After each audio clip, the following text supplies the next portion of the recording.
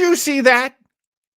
Or did that just happen here? It looked like the video was skipping a little bit. Oh my goodness. I live in the country. I mean, just talking for real. Like, we are at Starbase 80. I mean, don't get me wrong. The show is Starbase 80, but I kind of live out in the boonies, and my Wi-Fi can be a little. So, hey, if you're over in the comments, let me know if things get a little skippy from me. Luckily, I have a co-host. I have a guest. Their Wi-Fi will probably be better, and that's good news for everyone. So they can kind of cover things. Hey, welcome to Starbase 80, where my awkwardness is the bedrock of the show, and we build off that. And I am not alone, of course. My co-host, best damn first officer in the fleet. Would you please welcome? Yo, what's going on, Captain? Look, man, Starbase 80. We're out there in the boonies, but it's okay because we're flying through space, man. I'm doing well. We got Buck Showalter. Things are looking up, baby. It's a good episode today that we're talking about too. It's from the original series, TOS, those old scientists, as they refer to it on Lower Decks, and the Naked Time. This is actually part one of the Naked duology, the two shows about this. We're going to do this one this week, and the Next Generation version next week, and that one is just my late Christmas present to Flobo, because that's the one where Tasha Yar and Data. Yeah, get to see Tasha in her like negligee. It's very exciting. Justice for Tasha.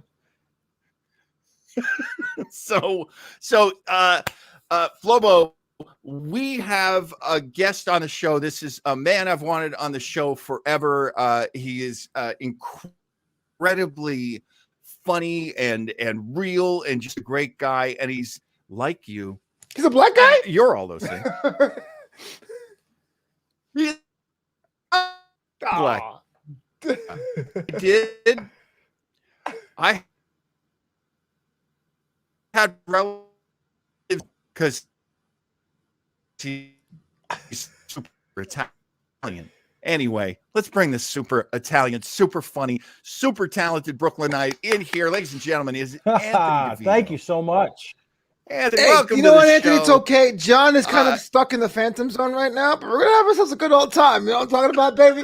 Yeah, he looks like, it reminds me of like playing Adventure on my old Atari 2600. I like the little duck dragon that just, like that's what I'm getting. That's the vibe I'm getting. Captain, don't let me fly this shit, man. I only skip this one. A little Max Headroom. Well, no, this is great that you did this on my episode because you were waiting so long to get me because I'm so great. So it feels awesome.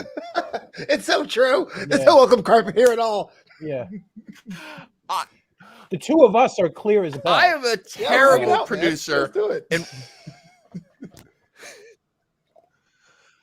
Am I still You're skippy? kind of middle of am I transport, skippy yeah. over Yeah, here? a little less right now. But you, when I was waiting in the green room. You had a green room? What the hell, John? Yeah. What do I get? I get it. You're late. That's what I get. It's just green because I'm jealous of everyone else. That's the only reason why my room is green. Everywhere's the green room then. You're yeah, sitting there stewing. Right. Holy cow. All right. Let's see. Yeah, I am breaking up, aren't I? Okay. Flopo, would you take over hosting? Thanks. Oh, yeah, no problem. This one's called The Naked Time. This is the original series, which is actually, ironically, the last Star Trek series I ever watched, because I'm not sure if Anthony knows, but the first Star Trek I watched was Star Trek Discovery 3 years ago last week. So I am a newbie, and I love being on the show because I can be as dumb as possible, and everyone in the community helps me out with their tips and tricks. And if you're watching right now, streaming live, hit us for your questions or comments, because the captain is coming back, baby. I'm doing my best, and man, that was fantastic, Flobo. You're just, hey, you're really, you're very, very good at. You're this. the captain. Yeah, well, one of the things I wanted to ask Anthony was, what is your history with Star Trek? Well, I am. I grew up as a kid in the 70s, so Star Trek, the original series, or as I just call it, Star Trek. That's what, like, I don't call Star Wars A New Hope. It's just Star Wars. Didn't mean to offend you, sir. No, Damn. well, microaggressions. These things happen. But as a No kid, foolishness. Star Trek was like my favorite show. Like it was on in syndication on Channel 11. God bless you, WPIX Channel 11. I love it. And it was on a lot. It was on in the evenings. It was on in the afternoons. I think it was on at 6 o'clock. Wow. It was on. So I was a Star Trek, like dyed in the wool. Like I'm talking, I built every model. I had the Enterprise, the Klingon ship, the Romulan ship. I got the models, the Revell models. I think it was Revell was the brand where of the phaser, the tricorder, the communicator. They never looked as good as the box. They were always covered in dried crazy glue, but we made it work. And the little decals that you had to wet with water that I would always rip, and they'd always be like half off. But it. So I heard only true fans had the Spock helmet. Were you one of those kids? I did not have any helmets. No headwear. I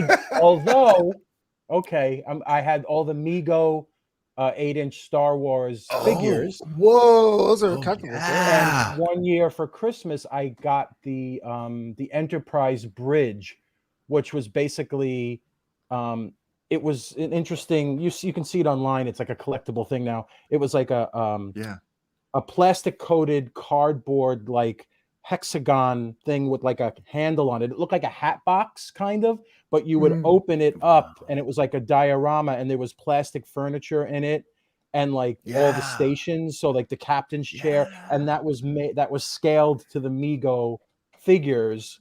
Right. So you could, and it had like a screen, and I remember the image, the stock image that came with the screen was like the big alien head that turned out to be Clint Howard's puppet avatar. Remember?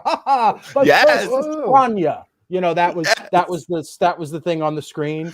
So So I was here's a New York City tidbit. If anyone of a certain age is watching from maybe the New York City area, in Midtown, in East Midtown on East 53rd and 3rd in the 70s was a store called the Federation Trading Post.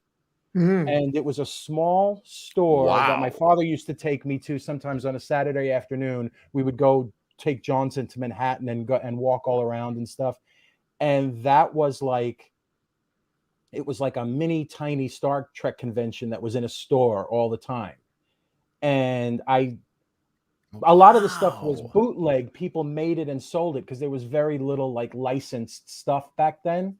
So people would make it and they'd be like, I remember there was a barrel by the door. There was a barrel of tribbles, like plush tribbles that somebody made. And I still have mine. I remember it was $2. Oh, wow. At the time. It's made out of like fake fur. And it's just like a little stuffed. I remember my father saying to me, "What the hell are you going to do with that? It's just a lump." I'm like, it's a tribble. So, and I also got the official Enterprise blueprints from that store, which I still have because I have everything. It's in a plastic. It's very official. They're all folded up, and it's in a plastic envelope with a snap. And it's it's all the blueprints of the original ship. I think my brother had that. It's like a lot of money now. Like I was one of those things that, again, it was like $8 in the 70s. I remember all this. I'm like, I have a weird memory for stuff. Sure. And then here's a little trivia, because I remember years later, I'm like, whatever happened to that store? And I was like, I figured out that the building that the store was in, there were a few little townhouses on that corner that all got knocked down. And the building that replaced it, the office building, I worked in the 90s. It was a sign, brother. What? And it was the worst job I ever had. But oddly enough, and I also got Spock ears at that store once. But no helmet. Oh, that so I was man. Nerd was not a compliment in the 70s. So it wasn't that in the 90s either. Nerd's my personality. No, now it's like I'm a nerd. I'm like, no, you're not. You're just an asshole. But real nerds are horrible. You didn't pay. You gotta. I'm always feeling like when people say that stuff, it's like you didn't pay the dues. Right. You weren't called names. Right. No. You weren't exactly. marginalized. You didn't Absolutely. get punched. Right. For wearing a Star Trek shirt to school. But it was. Yeah, one of the things I wanted to. Yeah, exactly. One of the things I wanted to ask you about, Anthony, was have you ever, because you've been active for a very, very long time and comic, did you ever audition for any Star Trek? No. Last time. Not a big New York thing. Yeah. Let's go. No. Although a friend of mine who used to be an actress, she had a part. I don't remember the episode, but she did have a small part on an episode of The Next Generation because she used to live in LA years ago before I knew her. But that's kind of as close as I got. I've never had any kind of auditions for any of that stuff. So yeah. Oh, that would be right. cool, so not a lot of sci-fi. Yeah, man. Me, no. And no. Hey, it's sci-fi. I mean, they can definitely still hire us. It's still possible. I'm never gonna let go. It's space. You can have somebody with a New York accent in space. Why not? Wait, did Star Trek give an English dude a French backstory? Jean-Luc? I don't think so. Exactly. That's true. No, but there's nobody from Brooklyn in space. Okay. Or New Brooklyn, as it would be called. Right. New Brooklyn. we got our own settlement over here, New Brooklyn. Yeah, but the planet next to us. By the time of Star Trek, nobody will have that accent anymore. I know, it's true. It's like, oh my gosh, quinoa stands. Right. You have to have two planets. Two planets. One is New Brooklyn. One is New Queens, and they do not get along. Right. That's what I'm seeing in the future. And that's so funny that you would say that. Chris Pitcher, of course, with us, launching in the Bon Mons. And Chris, also a New York guy. That doesn't say Chris at all. This is Griffin. You lied to me, John. Well, what can I tell you? I never ask him about that. I'm never like, why is your name Griffin, but your name's Chris? I never ask those things. All right. Yeah, you're right. This is kind of the modern thing where somebody tells you his name is Sky, and you're just like, okay, your name's Sky. Okay. All right. What are we going to do? Argue? I'll call you whatever you prefer to be called. That's my motto. Exactly. You know better walk than up to me. You know nice, who you are. You're better respectful. Than me. You tell me your name is Rottweiler Joe. I'm like, can I call you Roddy? Right, exactly. And there you go. And now everybody, you know. So wait. So Chris, Griffin is your middle name or Chris is your middle name? Who's going first? Oh, I see. I'm looking at the comments now. I clicked over. There you go. Right. And this very funny reference that Chris is making is absolutely true. And Griffin is his middle name. Is absolutely true. I don't know if you ever heard the either of you gentlemen, if you've ever heard the old Buck Rogers radio show. But I've heard some clips of it over. Yeah. Every bad guy in space is from New York. Well, yeah, every bad guy everywhere is from New York. It's so funny. It's like you watch things from like, the mid 1700s till now. Like not that I'm exaggerating for comic effect. Give me a break. But everybody who's a tough guy or bad guy, why does everybody have a New York accent? I don't get it. I always felt that way in those Saved by the Bell knockoffs, like California Dreams or like One World. Like, the bad person always has a leather jacket from Manhattan. Was like very like ring to their eyes, be like, yo, bada boom. And I'm dark walking hair. over here. And no dark hair like because dark hair is a symbol of evil, as we know. It's exactly. I mean, let's see. Happy Days takes place in Wisconsin, and Arthur Fonzarelli is clearly from Brooklyn. Mm-hmm. Yeah, or somewhere in the New York City area. Yeah. And but yet he has a grandma Nussbaum. I forgot about that. Fonzie's got a lot going on. He does. And Pinky Tuscadero also talks like this. Like everybody talks like this. That's like, I get it. I see what you're doing. The Cunninghams, though, they all speak beautifully. Because of that, they have the nice house. Fonzie lives in the garage, though. So that kind of tells you about the Midwest and how they feel. Obviously, we are here to talk about this episode, and let's get started on The Naked Time. Am I still breaking up? Am I still troublesome? You're much better now to me.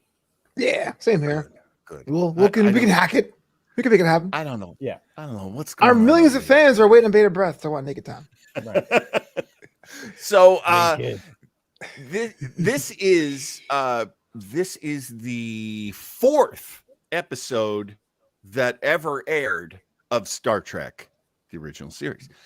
Oh boy. Other episodes had been made, but this one is the one that aired fourth. We are looking at an episode that was written by actually the story editor of the series, and that would be good.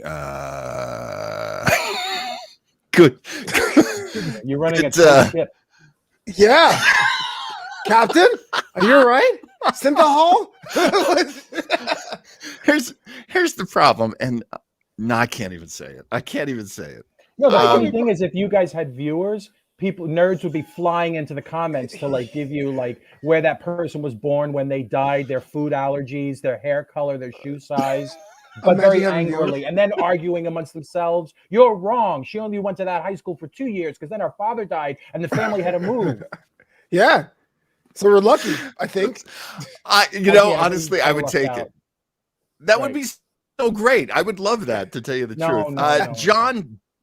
John D.F. Black is the writer, the original writer of this one. And I'm going to say it now.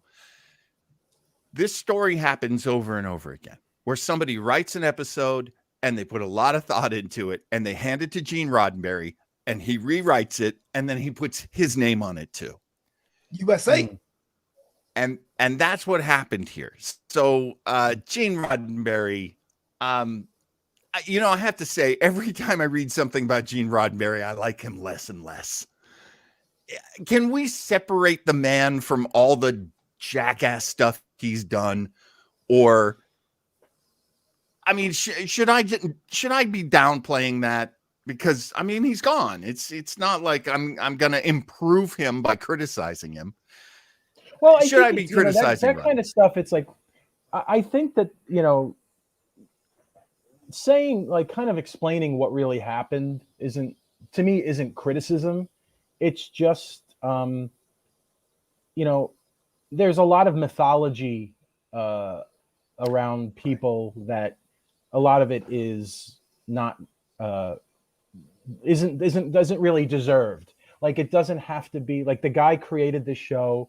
It's something that like has been, I think, a force for good. It's been, it's had a lot of firsts. It's been groundbreaking in a lot of ways, but that doesn't mean that the guy, didn't also do stuff that, we would consider inappropriate or fucked up or whatever. I don't know as much as you do about, that stuff, but it doesn't have to be all one or all the other. The guy doesn't have to be God or a sack of shit.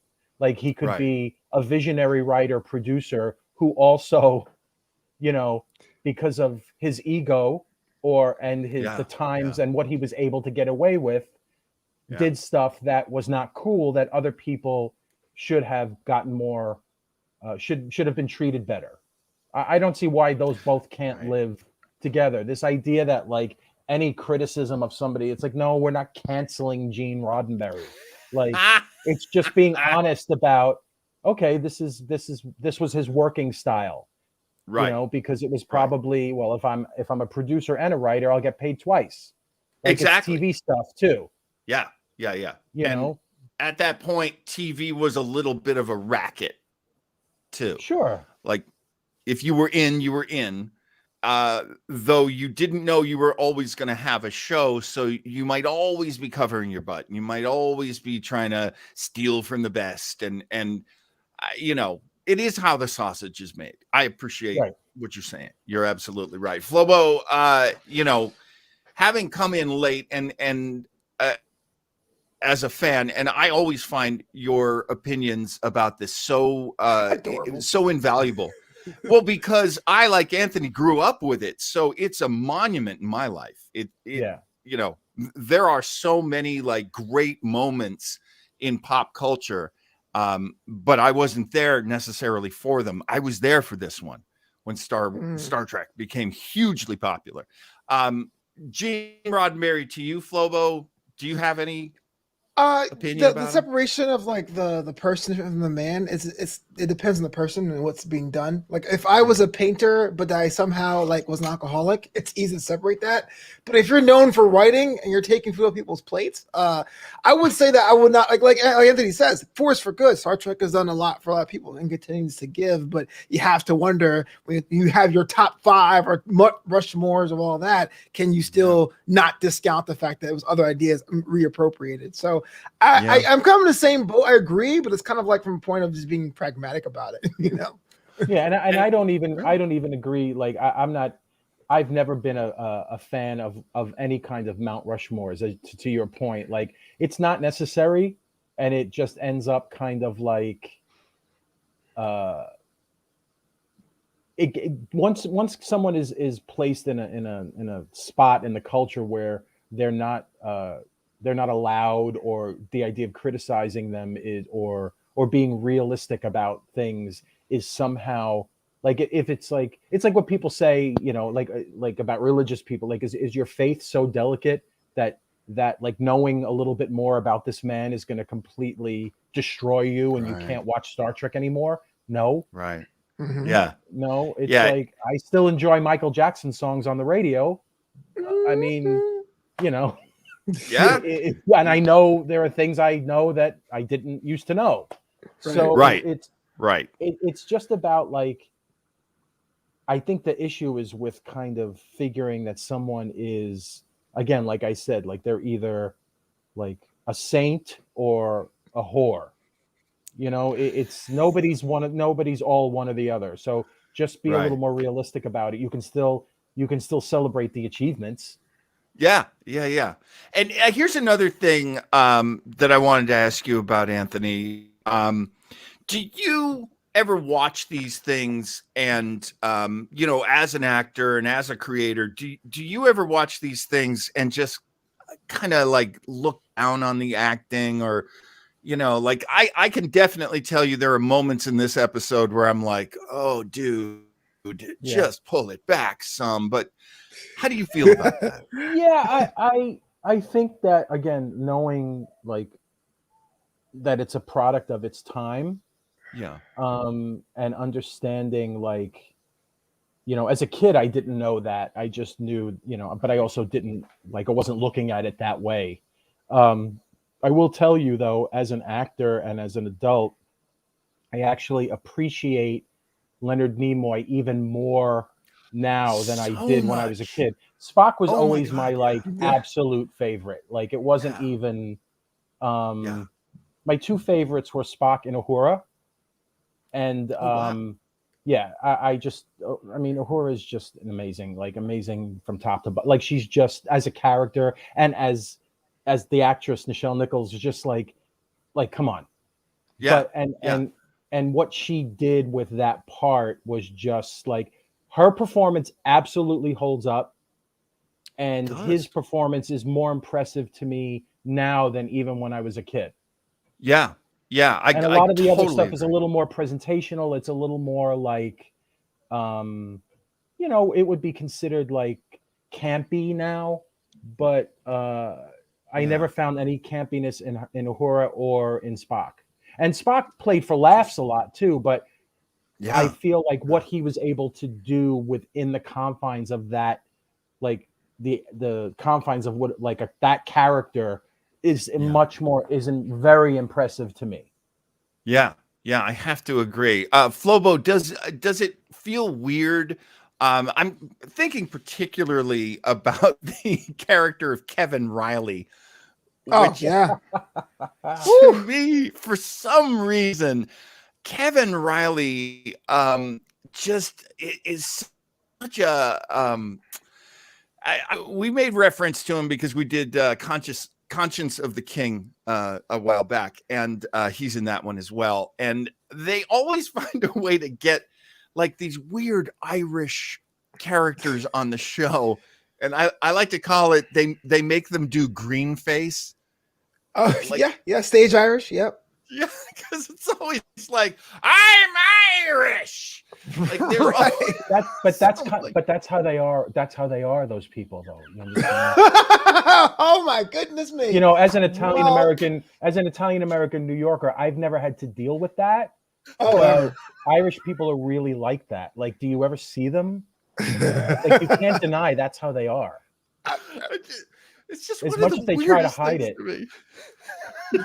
It is pretty much kind of weird, and it's kind of like it is a little odd. It is a little like it's an odd thing to kind of focus on. It's interesting. Right. Yeah, he's Irish, by the way.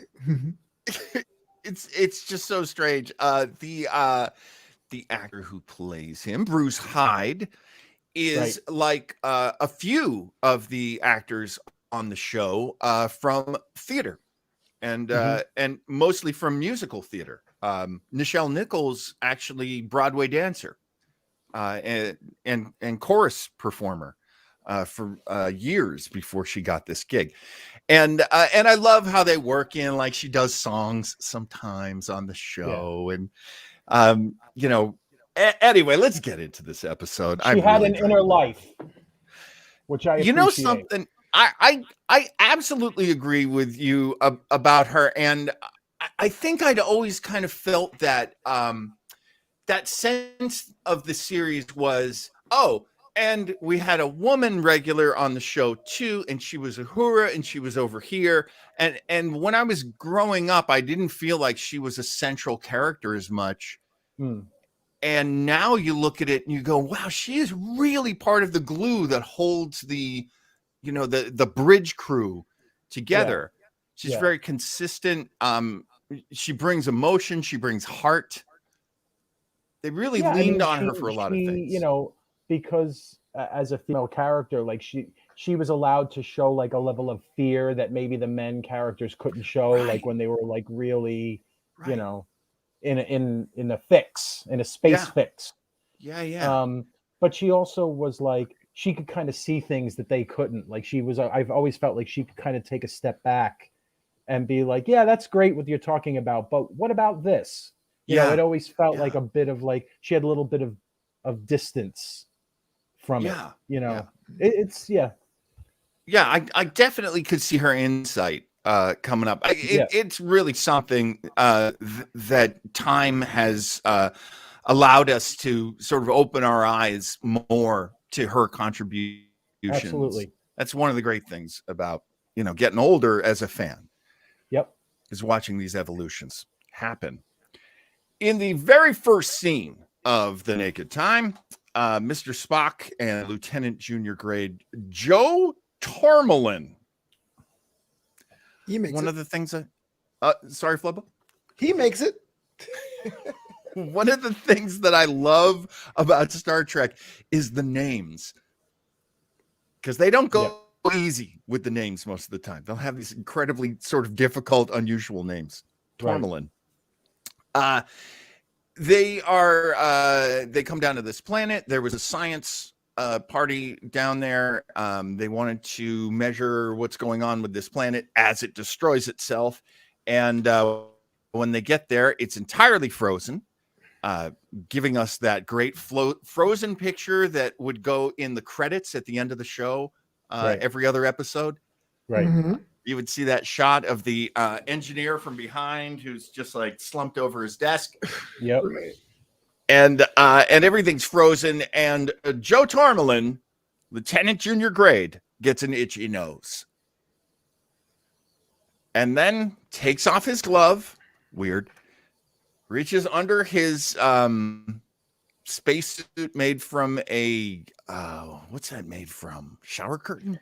I read that it was a shower curtains. Was it? Was it really? I was just reading the trivia on it, like on the fandom page. I was like, oh, yeah. I could see that.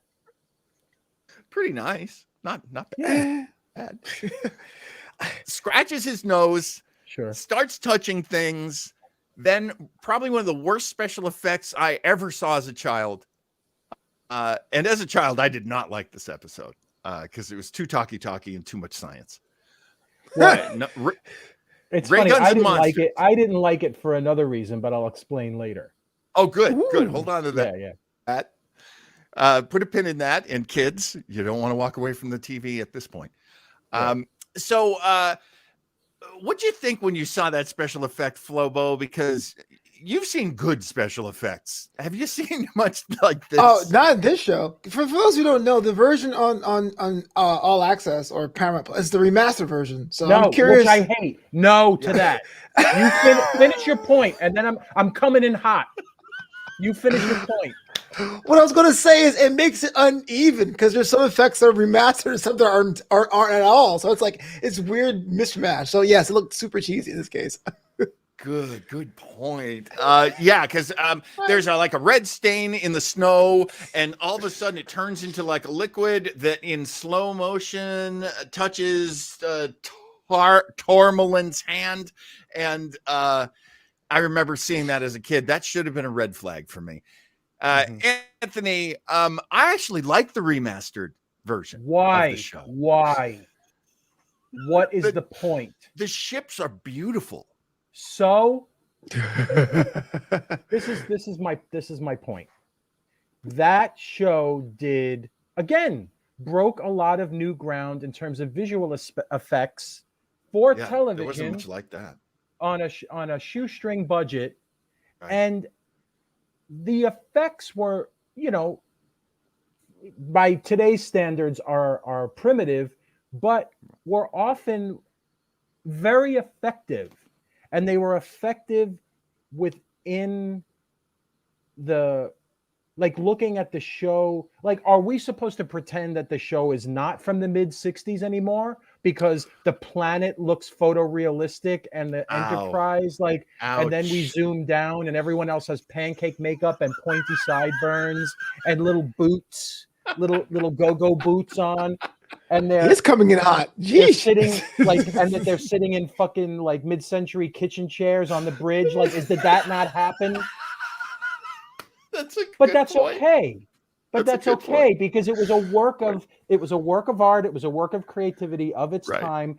It's the same way I feel about when George Lucas, as you know, had to shoehorn in lots of stupid extra alien animals into every nook and cranny of Star Wars because he could.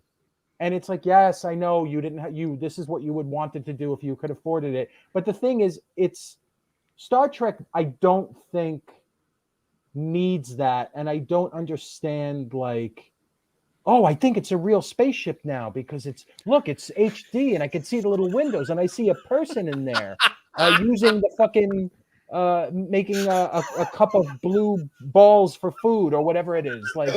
Is that nutritious? Is that dessert? Food, what? Those little sponge balls they would often have for food in a cup of something. Yeah. From Space food. I couldn't think of the word. From the replicator. Do you remember? No. I'm sorry. Yeah, go ahead. One more. Yeah. Okay. So it's a beautiful full HD 4K Enterprise circling a planet. Then we cut to Kirk in the hallway, clicking his little click light switch to talk to the bridge. Click, and a little light goes on in a speaker. I hear the click. That's not new. So I don't understand why they had to do everything else. It's just interstitial, right? Stop now. Yes, it's not necessary. Yeah, well, I can't argue that. And I think that the original effects, I think it's just a real slap in the face for everybody who created those things in the fucking mid-60s. Speaking of George Lucas, you remember when they put out, and it was still on VHS at the time, and they put out like the remastered Star Wars trilogy, the original 3 movies made, and he would add all these digital effects to these newer versions. So now the originals are gone. Like you can't buy those anymore. Now you can only buy. They're here and here. Oh, that's where they live. Because they can't take that away from you. They can't, not yet. I'm gonna fly through this. I'm sorry, I'm digressing a lot. I'm sorry. Oh, no. This is an interesting conversation. Going step by step through an episode is not necessarily interesting. I'm appreciating this a lot more. Also, before we go on to the talk about the remastered version, is it just me or is like the intro music like mixed all wrong? Like I can't hear the lyrics. Oh, it's like the music is really up here, but the lyrics are so dang low. I'm like, what is going on? Yeah, I had noticed that. I have to check that out. Yeah, it's like on Paramount Plus.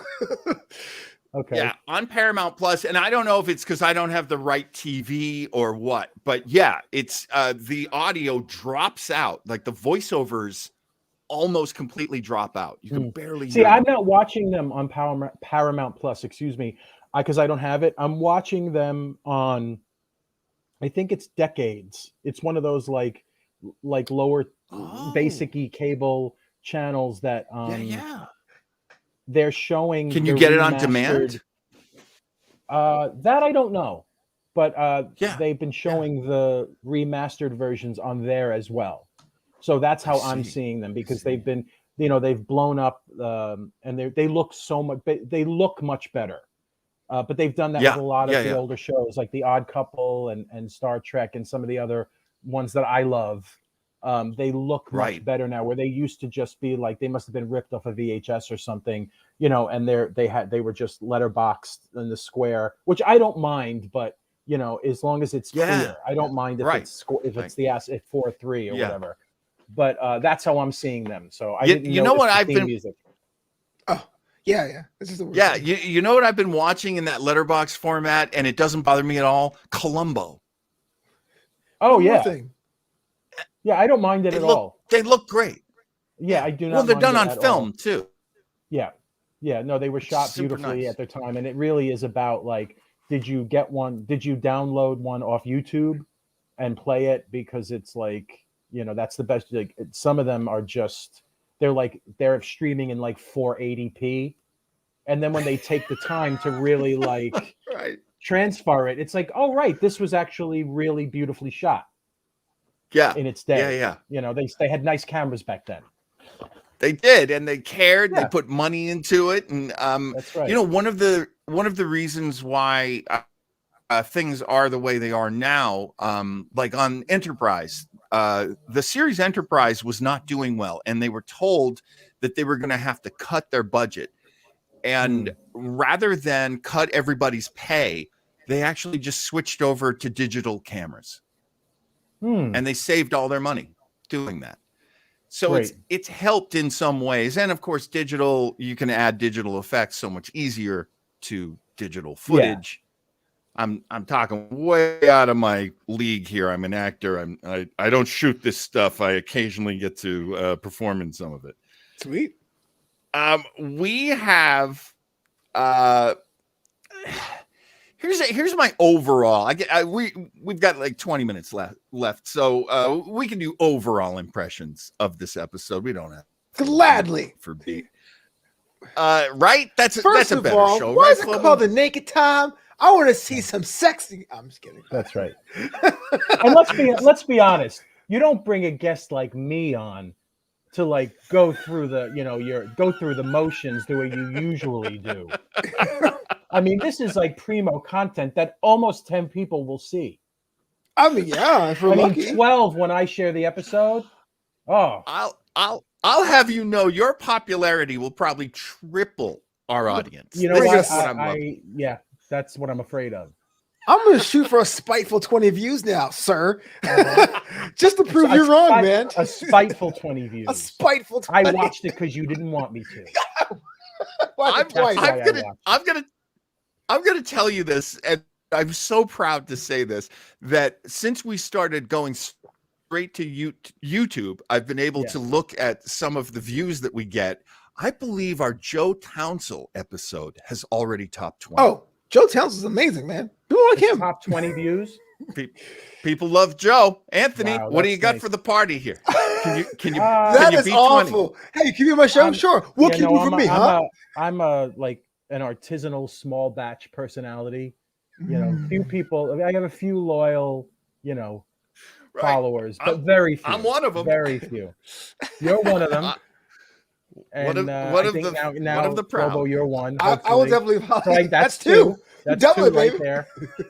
So I've doubled my numbers just on this episode. 100% increase.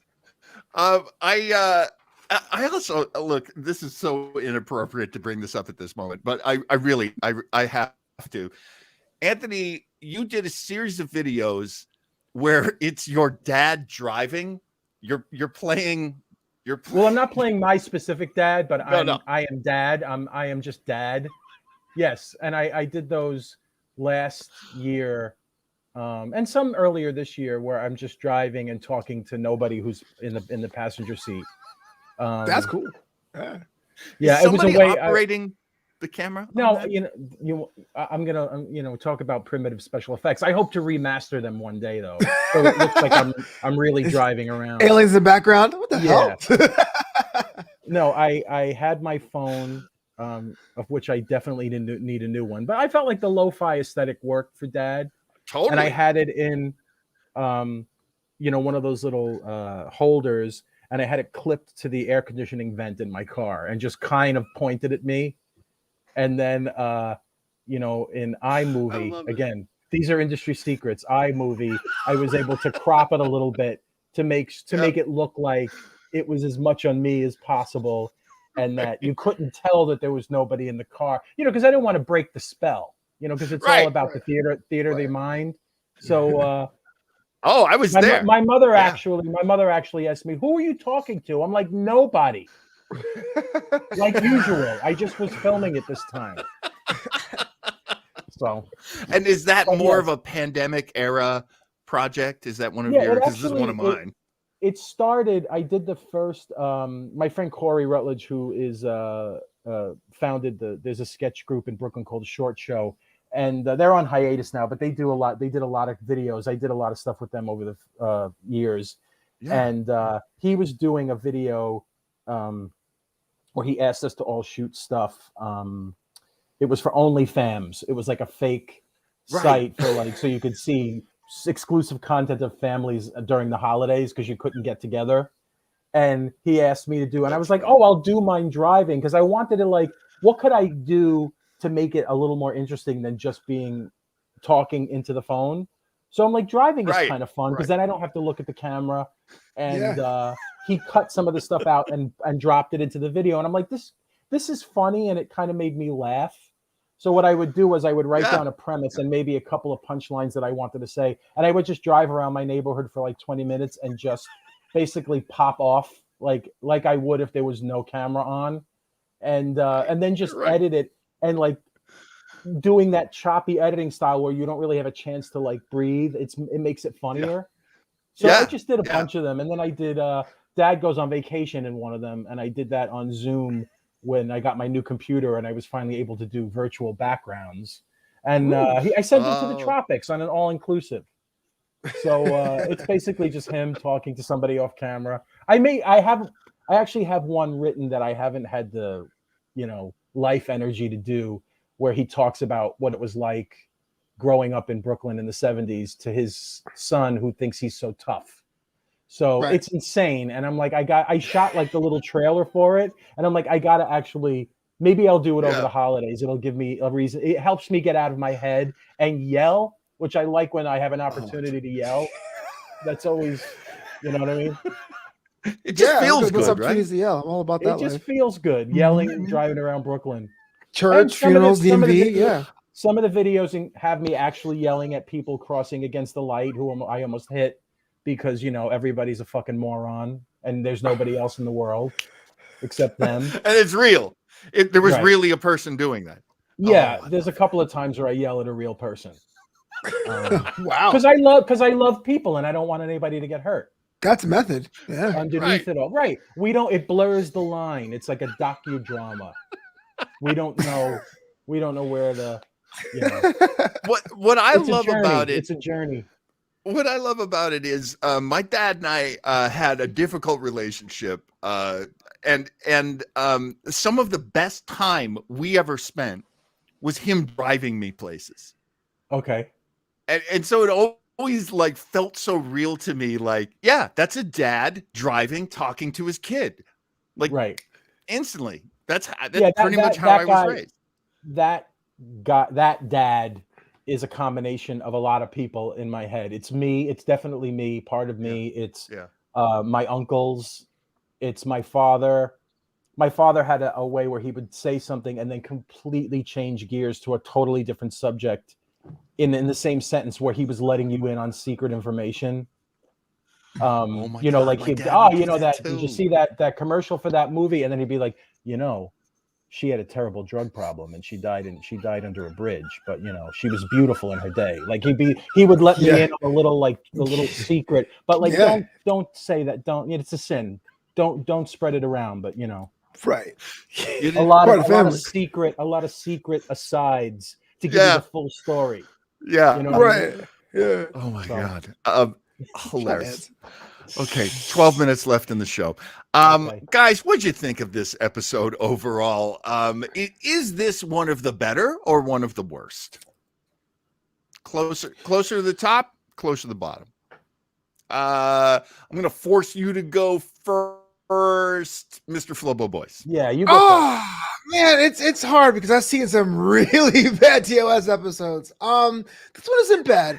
There's some quirks in here that don't really, at least for me, doesn't really match a lot of the characterizations in the other one. So that's kind of a sign of contrivance. How do you fit the characters in the plots or the other way around? So I can't say it's the best because it isn't like a pure Spock episode or a pure Kirk episode. But I mean, I was entertained, especially with an episode with only an A plot or an A plot and A plus A mid-A plot. It was fine. Yeah. You know, usually I complain about TOS saying we want more storylines happening at once. This one, totally fine. Yeah. It was interesting that it kept. I'm sorry, Anthony. You go. No. You talk and then I'll talk. What was interesting to me was that things were getting bad and things were getting bad and then things were getting crazy bad and then things were getting insanely bad and then they do this crazy thing and this crazy result happens, which is they go back in time. Yeah. Whoops. Just nuts. This to me, I feel like I could see the Roddenberry in this because it was not well constructed, this story, and it followed the pattern of good writing for TV, which is get more complicated, get more complications. But then I felt like they just pushed it right off the edge. Anthony, how'd you feel? Well, it's interesting, like, you know, Flobo, somebody watching it as like a full-grown man, like seeing it like without the kind of emotional baggage and the, you know, that I see it as, you know, I don't, it's so funny. I was so fixated on the craziness of what was happening on the ship that I kind of forgot the time travel wrap up. And now that you mention it, I'm like, that's right. That's like when you have to use time travel 3 to fix days something back. Yeah, no, that's like you're running out of pages and it's like, all right, we have 2 more commercial breaks and then we have to wrap this shit up because it's not a 2-parter. But I remember thinking the thing I like about the episode is that also made me very nervous as a child was the wild pendulum swings of emotion in it. There's a lot of light comedy and there's also like you know, when Spock and the Spock Nurse Chapel stuff, like that really upset me as a kid, and it upsets me now thinking about it a little bit. I felt really bad for her. You know, my parents got divorced when I was very little, so I'm sure that entered into it. I also felt it would always kind of, not to get emotional, it would always break my heart as a kid when they made Spock cry, because it seemed very painful to him. And again, that's a tribute to Leonard Nimoy. And I always think that, like, he's my... I don't like the way they handle the Vulcans, other than my two favorite Vulcans are Spock and Tuvok. Like, Tuvok got it. Like, he got it. He got, like, to me, he was on, like, Leonard Nimoy's level of terms of, like, how he got what a Vulcan was. And he wasn't a dirty half-breed like Spock. Yeah. Which brings me to the other thing I hate about this episode, which is that I hate McCoy because he's such a fucking racist. I hate him. He's such a cracker. He's such a racist. You green-blooded demon, hobgoblin, pointy-eared cult. It's like, all right, we get it. Jesus Christ. Like, Spock could crush your skull with one hand. Oh. Flobo, does this casual racism ever, like, you know, ring the bells for you, or is this just like background? Is it funny that I just go, oh, it's a bunch of white guys in the mid 2000s, 200? Like, it's fine with 1900s. It's fine with me. I'm like, okay, cool. All right, yeah. This is racist. That's what it is. He's wearing a smock, for Christ's sake. The guy's causing some shit. You know? I don't like McCoy as a character. It's weird. Yeah. It's weird because. Yeah. You don't like the suspense? Yeah. No. Go ahead. It's all you. Oh, no. It was, you know, McCoy. Like, he just has a fucking thing for Spock, and it's like, it's almost like, you know, what's your problem with him? Is your problem that he's a Vulcan, or that, like, he's the product of, like, an interracial marriage? Like, what's your deal? Like, why are you so fixated on him? That, you know, you're half human too, you green-blooded demon. He's like, fuck you. And whenever they get, like, there's episodes like the one with the spores or whatever, that McCoy's Southern accent comes out, and he basically becomes like a plantation owner with a mint julep. And it's like, I don't like him. I don't like him as a character. I like the actor, but I do not like McCoy as a character. He's just a bitch. He's a bitch, like, and he's always saying no.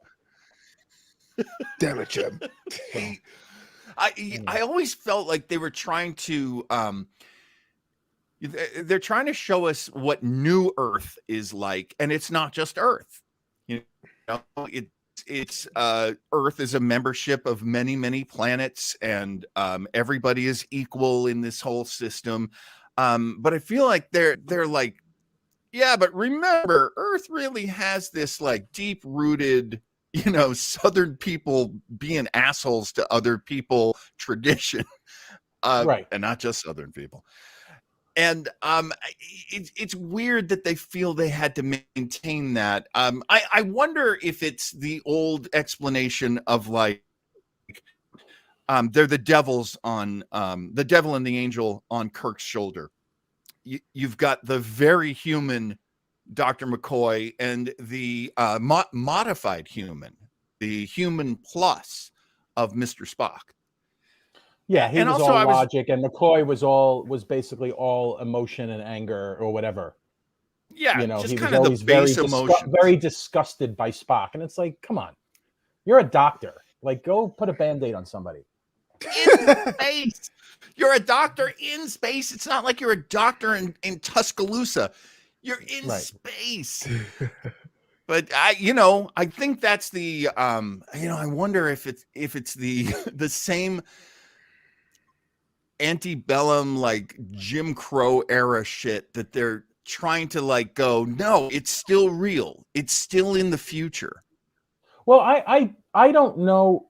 Yeah, or it always, to me, it always felt like it was an opportunity to vent that kind of shit on a non-human character so that it was somehow okay. Like he never spoke out of turn to Sulu or Uhura or any of the people of color on the ship. It was all reserved for Spock. It was like he was angry at Spock for existing in the way that he didn't think was right. Like you don't, don't act that way. It's wrong for you to be that way. And it was interesting where they would show kind of the limitations of a logic only, right. But that was the whole point. Like he was the logic only leaves out the kind of, but the idea that like human intuition is like the most powerful force in the universe, like that's kind of bullshit too. It's like to be fully human, that's how we will conquer space. And all right. Like even that's ridiculous. Yeah, that's very human chauvinistic. Right, exactly. But I loved Spock though, because Spock, he would, when they would accuse him of not being human, he would take it as a compliment. Right. Yeah. Oh. But it's like, your mother's human, so technically you're human too. Or is that, no, that's just Jewish. I think it might work. I don't know. I think it might work. Sarek was a good Vulcan too, though. So that's another story. Big fan. Mark Leonard was a good. He was a good. Yeah, he was big Mark Leonard fan. Really, mm-hmm. I mean, we could say, watching old Trek, you're going to see some great actors. Oh yeah, some fantastic actors. One of my favorites, William Wyndham, from the Doomsday Machine, playing the Commodore. Oh yes, Commodore Decker. Yes, Commodore Decker. Right. Really, some great actors. He freaked me out as a kid. Like I was like, oh, this son of a bitch.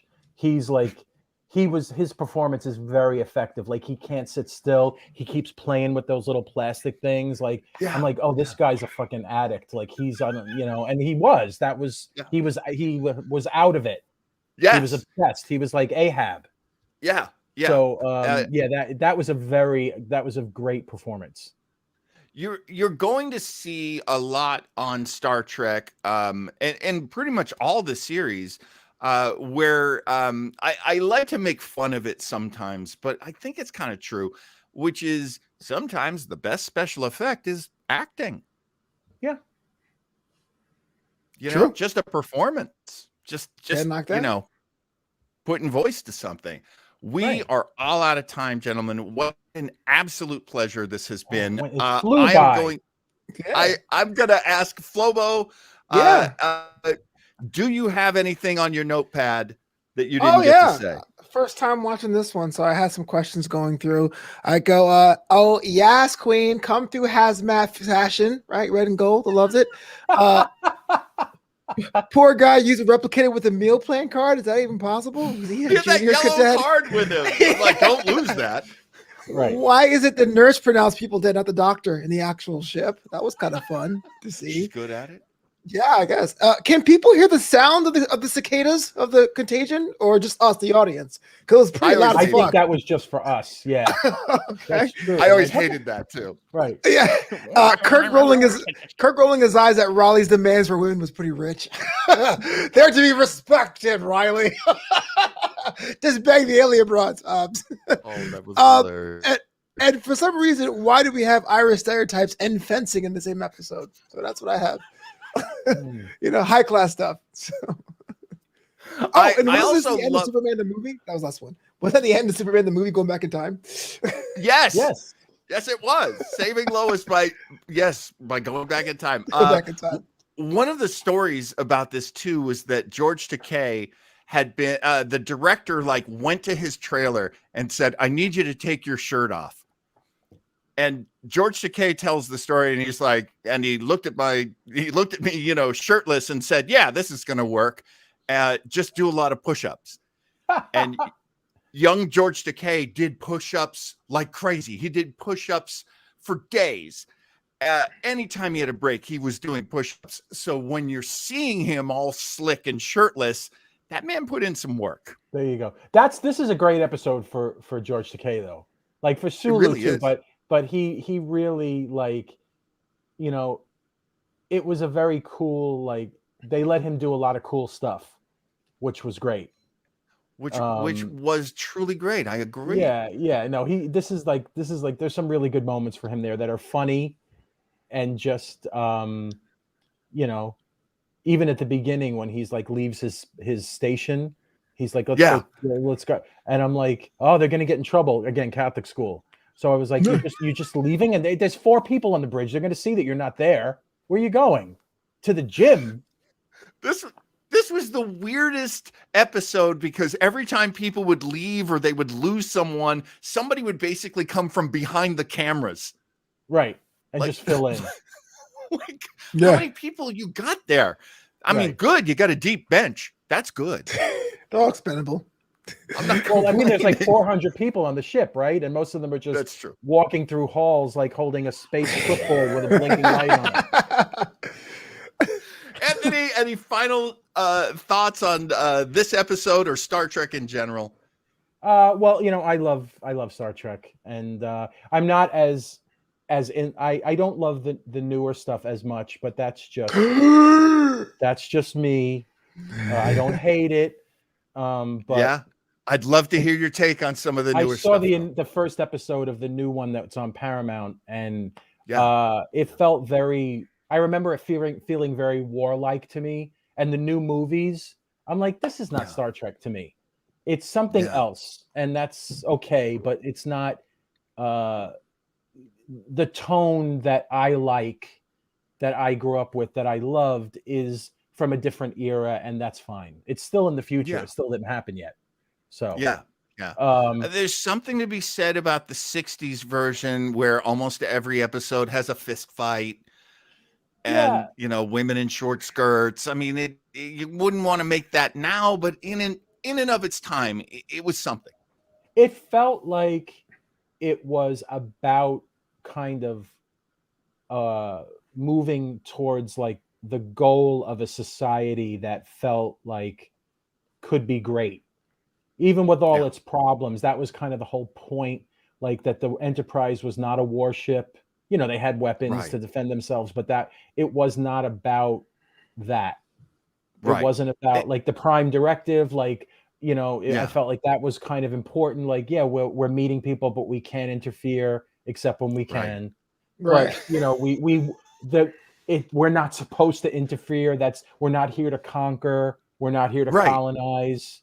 It's not primarily colonizing. They have rules. It didn't always work out that way, but I liked that it was even the mission statement felt very like, oh, so maybe things can get better. Maybe things will get better if we want them to. Right. So it's idealism. That's how I feel about. And you know, I still say Star Trek has some of the best sound effects, the original series, like ever, that they have never been able to improve upon the original sound of the photon torpedoes. I don't care how much money they have. Stuff like that. Can I show you one thing before we go? I almost forgot. Absolutely. My cousin got me this a really long time ago. It's a Star Trek Christmas ornament that's too heavy for any tree, but I want to play it for you. Oh my God, look at that. Oh my God. I love it. Another great sound effect. Isn't that great? That's awesome. There's that green-blooded hobgoblin right there. Wait. Here it goes again. It's got a whole thing. It does the whole thing. Oh, I love it. All that from one lamp? That's crazy. It's like there's like 3 LEDs at the top. And it's like got I've never even had to change the batteries because I press it like once a year. And you know what my favorite thing about it? There's no McCoy in the fucking transporter. It's because he didn't want to take the transporter. I don't want my atoms scattered all over the universe. My inability to deal with new things is somehow a good thing. Oh, that's awesome. Lenticular art. Lenticular. That's what that's called. I remember. Yeah. That's great. I had no idea that's what it's called. Right. Yeah, usually those are reserved for pictures of Jesus. that style. So you walk by. Judging Dude, you I everywhere. had one that was Jesus, and if you turned it a certain way, it became the Shroud of Turin. Nice. Oh, that's creepy. That's super creepy, right? Yeah. Folks, That stuff's not creepy to me, but that's because I'm Catholic. So Why would he be the shroud if he's already Jesus? Like, what would be the? Why'd you need both? Peekaboo? What Folks, the hell? that is- all right, let's that is lay off all the on time Jesus we have. now. It's It's Christmas. Sunday. It's Christmas. Let's go That's back all to the time we McCoy. have for this All right, week. sorry. Thanks again to Anthony DeVito. Anthony, I'm gonna actually drop this on you on the air. Would you please come back sometime in the future? Absolutely. Oh God, Do it. yes. Got him on record. I'm a fairly easy get, but don't tell my fans that. Folks, you got to work I'd be for it and happy pay to. for it if you're a Yeah. fan.